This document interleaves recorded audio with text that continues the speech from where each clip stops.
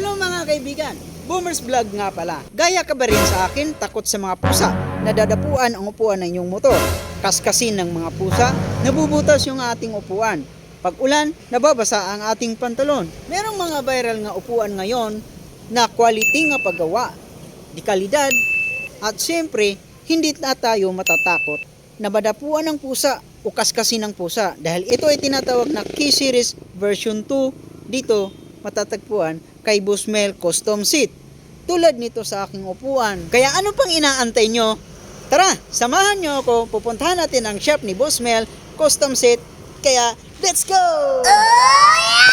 Oops! Teka lang!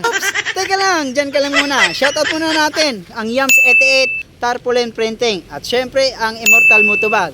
At Best Tire Philippines. Kaya, let's go na! Shoo! Alright. Lapit na tayo pero matagalan tayo dahil nga nahuli tayo ng overspeeding. Ito na ata. Oh, dito na nga. Right, dito na tayo. Nandiyan sila si Robin. Bablog na naman nila ako niyan. May mga nakatambay doon, no? O, ganun. Ganito nangyayari. Pare. Di bale na may magkali. Dito tayo ngayon sa Busmel Custom Seat dito sa Kawit. So, siyempre palapit na yung endurance at ini-sponsor tayo ni Busmel ng upuan. Dito sa upuan natin, ayan, binaklas na. Hindi ko lang napakita sa inyo. Pero, ni-sponsoran tayo ng Otin Seat yung upuan natin. Dahil nga sa endurance, siyempre, para hindi madudulas yung puwita natin.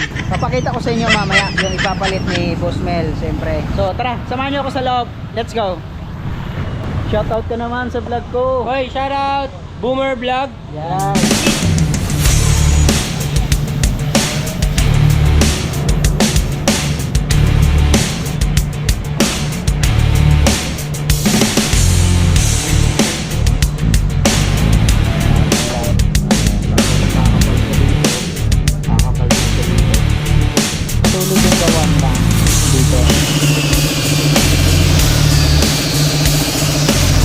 Ayun, sinisimulan na ni Kuya yung paglalagay ng Otin Seat.